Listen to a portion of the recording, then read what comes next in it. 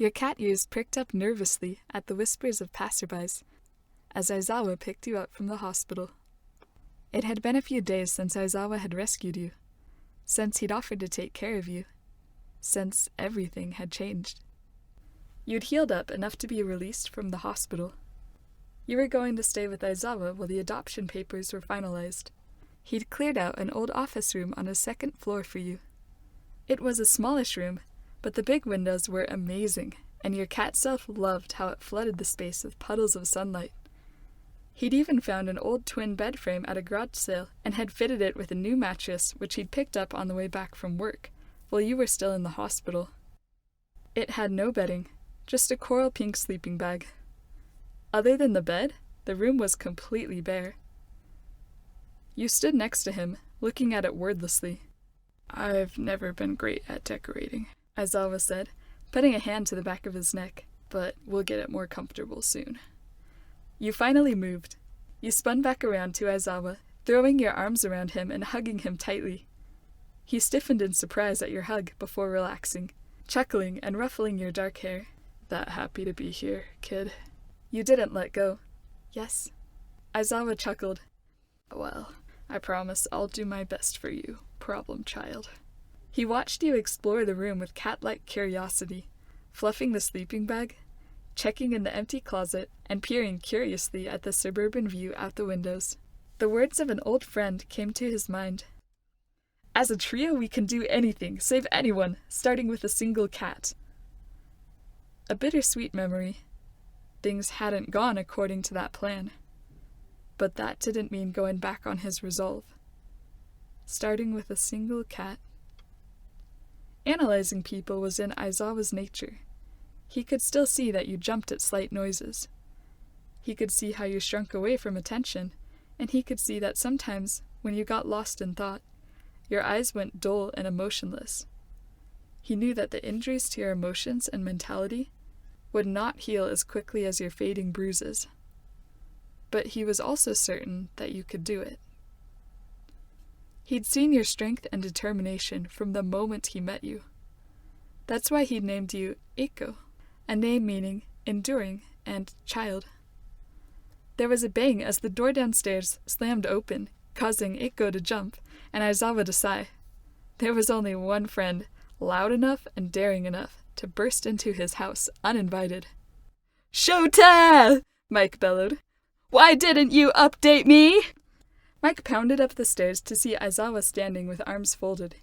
You peeked out from behind him, fingers curled around the fabric of his black shirt. "So it is true!" Hisashi yelled. Aizawa was just fast enough to cancel his friend's quirk before he made their ears bleed. "Mike," he growled, "get a hold of yourself." You stared in fascination at the way your dad's hair floated when he used his quirk. You'd seen him do that once before, when he rescued you, but you'd been too preoccupied to stare at the time. Aizawa's quirk-enhanced red glare seemed to subdue Mike slightly. Sorry, but how come you never told me you had a kid?" Aizawa was flabbergasted. "What?" He glanced down at you, realizing that your messy black hair was similar enough to his own for Mike to make assumptions. "Don't be an idiot, Mike. Her past guardians were unfit to care for her, and I'm adopting her as my daughter. Who told you? I haven't mentioned this to anyone." Mike gestured energetically while he talked. "Oh well, during my morning radio show, the topic of most unlikely interaction with a pro hero came up, and this lady radioed in and said that during her store clerk shift, you'd come in to buy little girls' clothes. And then the phone-in station started blowing up with questions about whether you had a hidden relationship and a kid." Aizawa groaned. "Mike, what have you done?" Mike ignored his friend's annoyance, crouching until he was eye level with you. "Hey kid, what's your name?" You gripped Aizawa's shirt tighter. "Eiko? Who are you?" "You can call me Uncle Mike. Shota and I are like brothers," he grinned. You shrunk back at the word uncle, hiding further behind Aizawa. Mike glanced up at Aizawa in puzzlement. "She's not scared of you, Sho." He looked at your wide, nervous eyes. "Just me." Aizawa put a comforting hand on your shoulder, pulling you closer to his side. "That's because she's only scared of idiots." "That's cold," Mike laughed. Striding into the room to see the changes, he stopped short. "There's nothing in here!" Aizawa folded his arms defensively. "It's not finished." "No kidding!" Mike yelled, head turning rapidly to see if there was literally anything inside the room, besides a bed with a sleeping bag. Still staying close to Aizawa, you stepped forward curiously to watch your dad's loud friend. Mike turned around, surveying the room, but when he caught sight of you, no longer hidden behind Aizawa, he stared, dumbfounded. "Is this the outfit you bought?" You looked down. You wore a slightly too large t-shirt with a graphic cat design, ruffled sleeves, and matching leggings. The design mixed several neon bright shades of pink, orange, and gold. You smiled at your outfit. It was the first thing you'd gotten that was brand new. No holes or worn out bits. It felt so soft. Mike opened his mouth to comment, looked between Aizawa's uncertain expression and your smile, then shut his mouth with visible effort. Mike knew that his friend had zero fashion sense. In fact, he was pretty sure that the outfit you had on was actually a pair of pajamas. But he didn't want to make the kid's smile go away. He gestured to the empty room instead. "I cannot take it!" he exclaimed dramatically. "We're going shopping right now!" Aizawa sighed. Mike had a point. He glanced at you to make sure you weren't overwhelmed. "Do you want to go shopping?" he questioned gently. You nodded with curious eyes. Aizawa helped you buckle into the back seat of his car. You weren't used to seatbelts because your uncle, who was in jail now, had always used super speed instead of vehicles. Aizawa insisted on being the driver. Mike was a scary driver. The first time he'd let Mike drive had been the last time. You stared in fascination at the way everything moved past the window. You were going so fast, but it felt smoother than running. You looked up at the front seat. Uncle, it still felt odd to think, Uncle Mike's hair looked kind of funny from the way it stuck up. It kind of reminded you of the swooped-up feather crest on a cockatoo. You'd seen a video of the tropical birds once. You weren't sure what you thought of him yet. You got nervous when he spoke so loudly, but he seemed different from your old uncle. You turned to observe Aizawa, who was navigating safely through traffic with precise adjustments to the steering wheel. Compared to Mike, he seemed so tired and energyless, his hair hanging loosely, his scarf draped casually, and his posture relaxed. He glanced at you, checking on you, then refocused on the road. You felt safe around Aizawa. Simply being near him made you feel okay. Once you got to the busy shopping center, Mike directed you and Aizawa to a clothing store and went on ahead to check out a home furnishing store.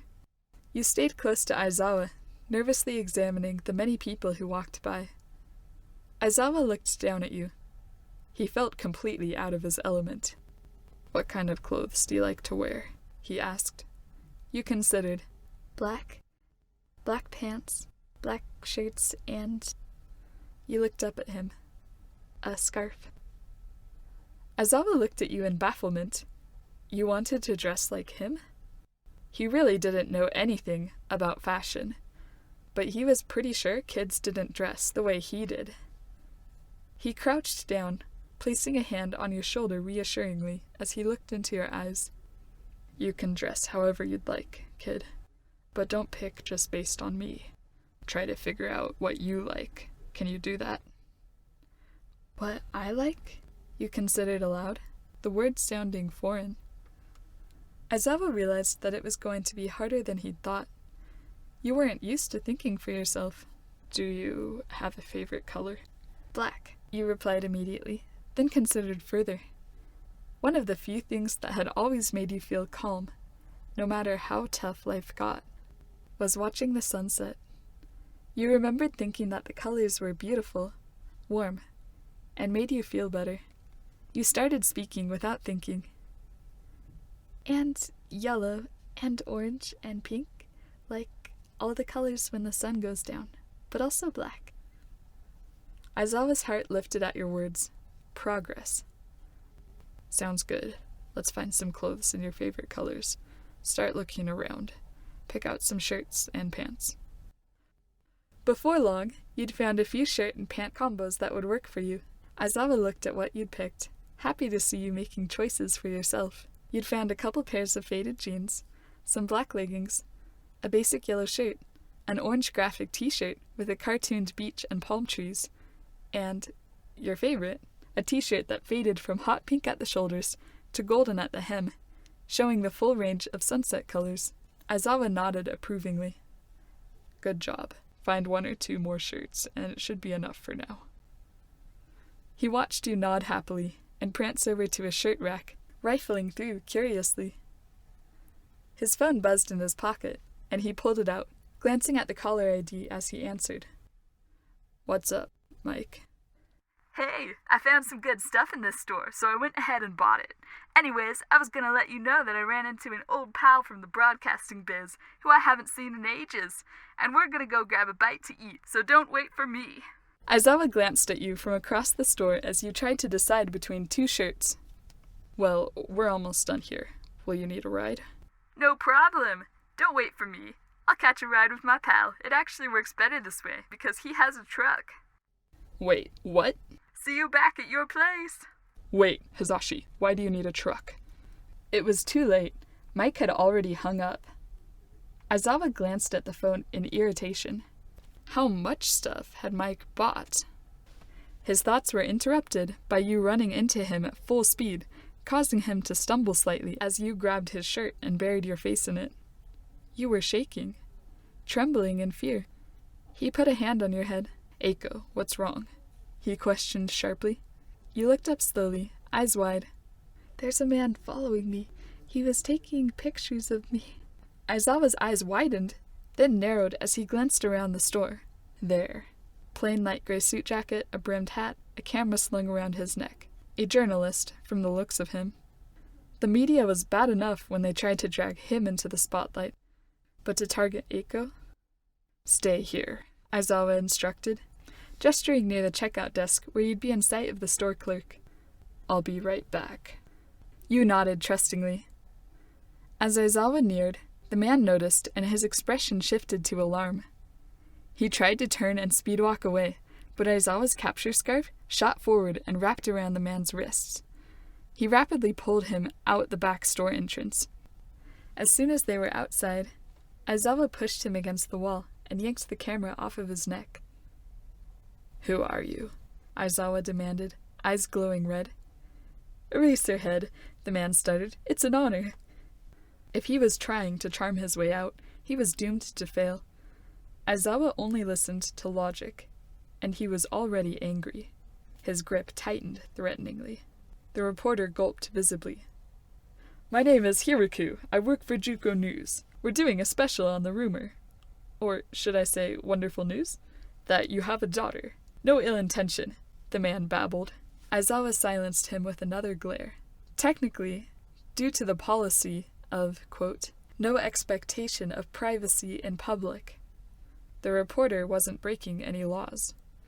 Aizawa knew that from his past experiences of trying to get the media off his back. He pinched the bridge of his nose tiredly. Listen, that kid has been through a lot. She doesn't want or need public attention right now. He flipped open the reporter's camera, scrolling through the photos. Eiko trying to decide between shirts, Eiko turning to look fearfully at the camera, Eiko hugging him after running away.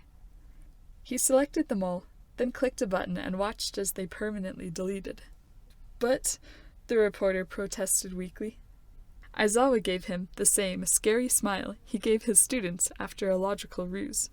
Looks like you didn't get any photos, so we're done here. You were leaving the store anyways, right?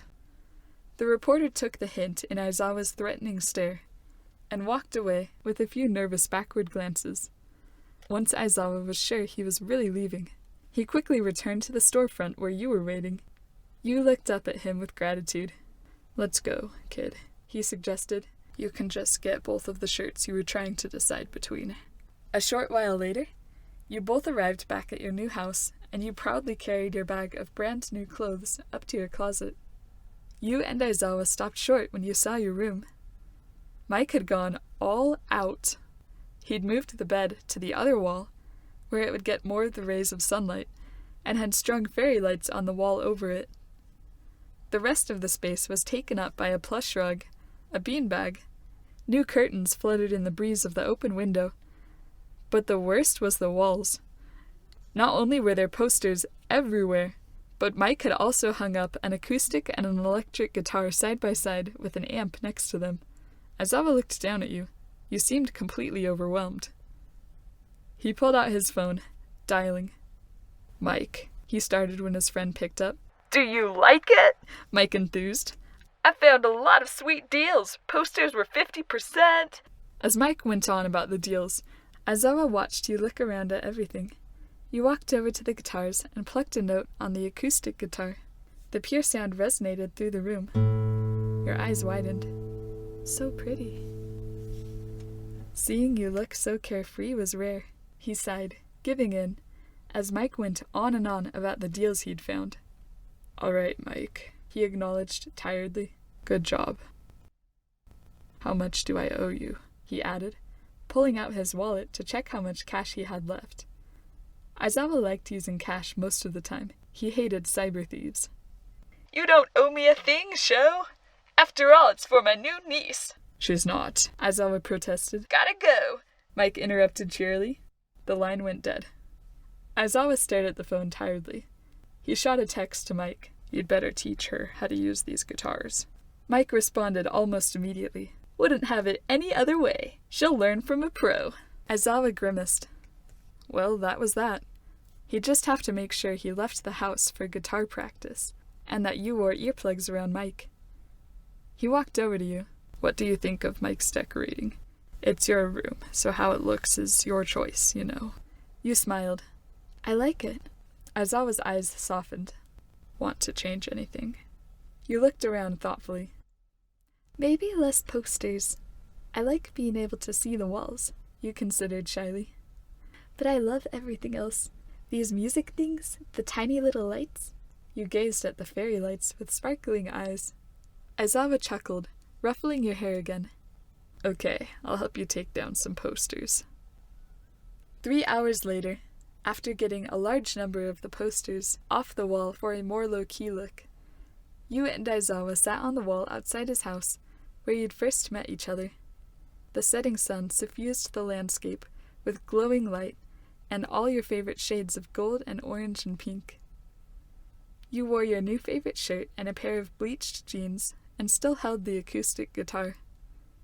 You'd been trying to figure it out almost non-stop, and watching your fascination with it made Aizawa smile inwardly. You looked up at Aizawa. Dad. It still felt odd to call him that, but it also made you really happy. You knew that no matter how dark your past had been, he was on your side, and in your eyes, Aizawa was invincible.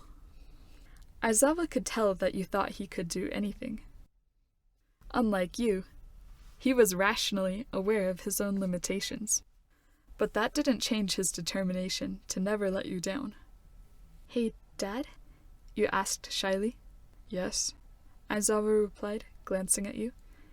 You were staring into the sunset, your amber eyes filled with the light of it. Why me? You asked. You've saved a lot of people, but I'm the only one you're adopting. So, why? Aizawa examined you. You seemed like a deep thinker, even if you kept most of your thoughts to yourself. He looked back at the sunset. Well, kid, part of it was a promise I made a long time ago. You reminded me of that promise. You looked at him with deep, thought-filled eyes, digesting the information. He continued, but it's more than that. When you first saw me, he chuckled at the irony, sitting right here. You came to me. I guess it's more like you chose me. And I want to make sure that I'm always here for you when you need someone to rely on. The glow of warmth in your heart felt brighter than the sunset. You rested your head on Aizawa's shoulder, satisfied with his answer. Aizawa put a protective arm around your shoulders. So I guess we're stuck with each other, problem child. For the first time in your life, you felt completely at home. There was no way either of you could know everything the future held. The joys and the dangers, the adventures and challenges, the progress and information. Aizawa's phone buzzed in his pocket. A text message from the detective Tsukauchi, who had been interrogating your uncle in jail. The secrets they were starting to uncover would impact you more than you knew, but for now, the text went unread. All you felt in that moment was happiness. A sudden flash of light caught the attention of both of you. A cameraman lowered his camera from the alleyway to the side of the yard. Reporters. Aizawa growled the word like it was a curse. This time, the reporter was definitely out of line. The wall was on private property, and he could press charges. You watched as Aizawa leapt off the wall and chased down the screaming cameraman. Your new life sure was interesting. Sometimes overwhelming. You considered your loud Uncle Mike, your tired ninja dad, who was currently speaking sternly to the reporter he'd cocooned in his capture scarf. The strange way everyone seemed to want you to make decisions for yourself. It all was strange, but you felt oddly excited for the future. You smiled. Hi guys! This was so fun to write. I look forward to chatting with you guys in the comments. If you want to know when the next part of the story gets uploaded, be sure to hit the notification bell. I hope you all have a great day. And this might sound odd because I don't know you in person, but I do care about you guys. I know that your life experiences aren't the same as mine, wherever you are, whoever you are, but I wrote these stories for you. I put a lot of thought into what messages they tell, and I know that everyone's dealing with their own challenges. This is my way of supporting you. Oh, that's so cheesy. I'll probably cut this out. Okay. So, have a great day, and I'll see you guys next time. Also, yes, that is me doing the guitar outro chords. I am a complete novice, but what I lack in skill, I make up for in enthusiasm.